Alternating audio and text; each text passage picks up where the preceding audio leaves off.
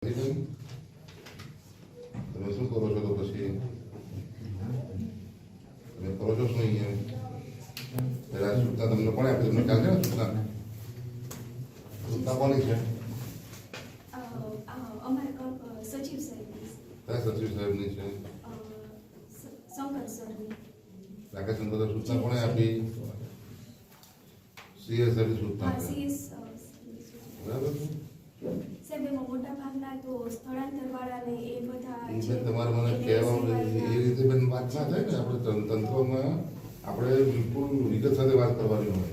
એટલે ભાઈ 100 બાળકો છે એમાંથી આ અહીંથી આમ ગયા, અહીંથી આ ગયા, આ ગામમાંથી આ બીજા ગામમાં ગયા, એમ વાત કરવાની છે. મોટા ભાગના એ વાત ના કરવાની હોય.